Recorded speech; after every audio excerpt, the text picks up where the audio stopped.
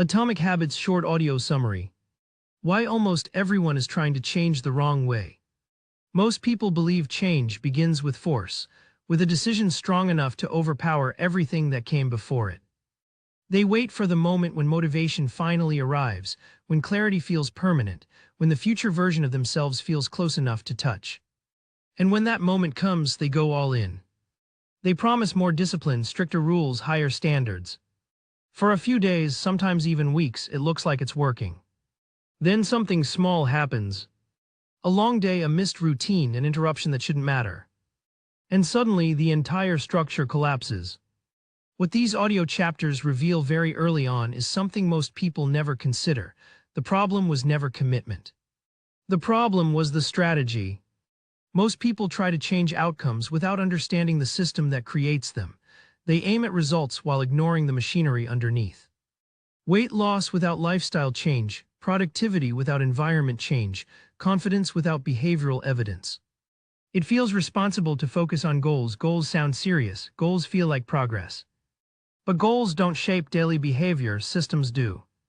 Every life you see disciplined or chaotic is the result of invisible systems running quietly in the background. And here's the uncomfortable truth that becomes oddly comforting once you hear it: you are already extremely consistent. Consistent in what you repeat, consistent in what you avoid, consistent in what you tolerate. The results you have are not accidents, they are predictable outcomes.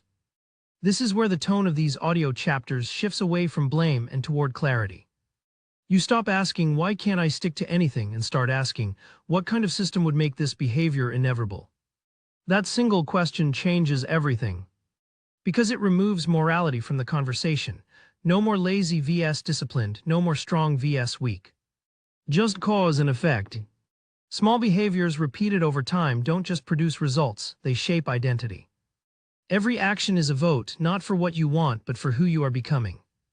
One workout doesn't make you an athlete, one missed workout doesn't make you a failure.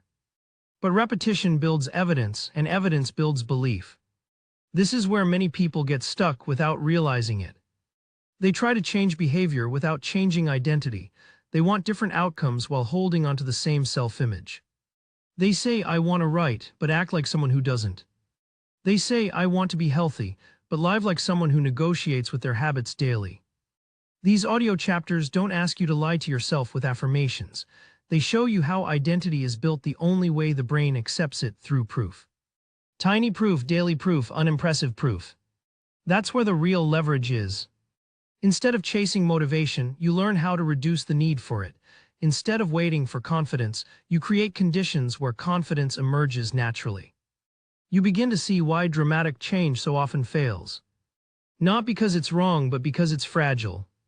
Intensity relies on emotion. Emotion is unreliable. Systems don't care how you feel. And when systems are aligned with the person you want to become, progress continues quietly, even on bad days. Listening to this part isn't energizing in a loud way, it's grounding. You start to feel relief. Because if change is about systems, then it can be designed. And if it can be designed, it doesn't require heroics. It requires awareness. That awareness is the real beginning. Why effort fails and design quietly wins. Most people think they lack self-control. They believe discipline is something you're born with, not something you build. They look at others and assume strength. They look at themselves and assume weakness. But when you slow the picture down, something becomes obvious. People don't repeatedly fail in random situations. They fail in the same situations again and again. Late at night, after work, in familiar rooms, around the same triggers. These audio chapters quietly expose something most people never examine. Behavior is rarely a personal decision in the moment. It's usually the final step of a chain that started much earlier. Before willpower, before intention, before awareness.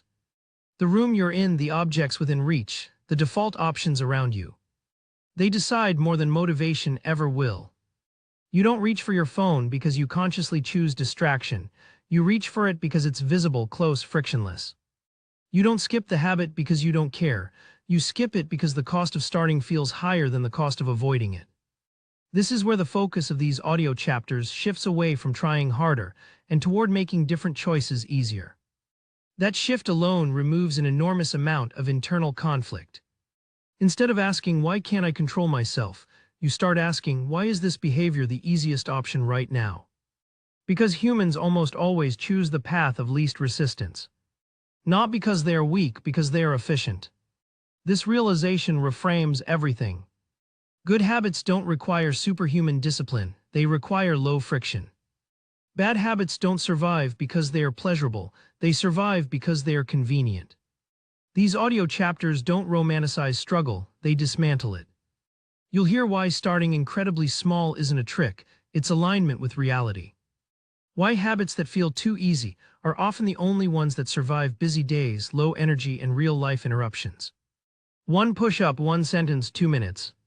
Not because that's the goal, but because that's the doorway. Once behavior starts, momentum often takes over, but without a low-friction entry point, behavior never starts at all. This is where many people unknowingly sabotage themselves. They design habits for their ideal day, then judge themselves for failing on normal days. These audio chapters quietly correct that mistake. They teach you to design for bad days, distracted days, tired days. Because consistency isn't built on perfect conditions, it's built on survivable ones. You'll also begin to notice how environment can work for you instead of against you. Not through dramatic changes, through subtle rearrangements. What's visible gets chosen, what's hidden gets ignored. What's easy becomes automatic, what's difficult gets postponed indefinitely. This isn't theory, it's how behavior already works. Once you see it, you stop relying on willpower altogether. You begin shaping defaults. And when defaults change, behavior follows without negotiation. This is where change stops feeling like a fight with yourself and starts feeling like quiet cooperation. No pressure, no self-lectures, no constant restarting. Just alignment. Listening to this part creates an unexpected sense of calm. Because if effort isn't the answer, then exhaustion isn't the price of progress. You don't need to become someone with infinite discipline, you need systems that don't require it. And once those systems exist, consistency becomes the natural outcome, not the heroic one. When identity takes over, change stops being fragile. Most people abandon habits long before they fail. Not because the habit didn't work, but because the result didn't arrive fast enough to justify the effort. They did the work, they showed up, they repeated the behavior. And when nothing obvious happened, doubt crept in. Maybe this isn't for me, maybe I'm doing it wrong, maybe I'm just not that kind of person. These audio chapters spend a lot of time in this quiet, dangerous space, the gap between effort and visible reward. Because this is where almost everyone turns back. What you begin to understand is that progress is rarely linear, it accumulates invisibly. Habits compound the same way interest does, slow at first, almost insulting in how little changes. Then suddenly, undeniable. But the human brain is not built for delayed payoff, it craves confirmation. So most people quit right before the system starts working. This is where identity quietly becomes the most powerful force in the entire process. When habits are tied to outcomes, they're fragile. When habits are tied to identity, they stabilize. Outcomes depend on circumstances, identity depends on consistency. You stop asking, is this working, and start asking, is this who I am? That shift removes urgency, and urgency is often what kills progress. Because when identity leads, behavior no longer needs constant justification. You don't exercise to reach a number, you exercise because that's what you do. You don't write to finish something, you write because that's how you think. These audio chapters help you recognize how identity is always being shaped, whether you're intentional or not. Every skipped action reinforces one version of yourself, every small follow-through reinforces another. Not loudly, quietly. Over time, this quiet reinforcement becomes belief. And belief changes how much effort anything requires. This is also where the idea of freedom enters the conversation. Not freedom from responsibility, freedom from negotiation. Most people don't realize how much energy they spend convincing themselves to act. Daily debates, internal arguments, promises renegotiated every morning. Identity-based habits remove that friction. There's no discussion, no drama, no emotional charge. The behavior simply fits. These audio chapters also don't pretend that good habits are always positive forever. They explore the subtle danger of success. How habits that once created growth can quietly create stagnation if you stop questioning them. How identity, when held too tightly, can become a cage instead of a foundation. This isn't about perfection, it's about awareness. The goal is not to automate your life blindly, it's to build systems that serve the person you're becoming and adjust them when they no longer do. You'll come away with a new way of measuring progress.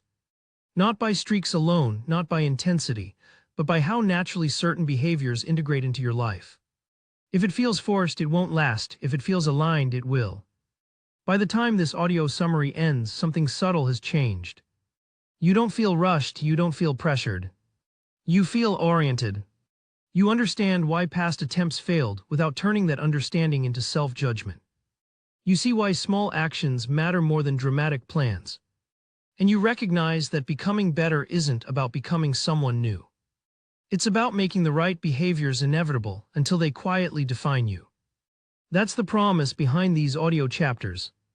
Not motivation, not hype, but a way of thinking that keeps working long after the excitement fades.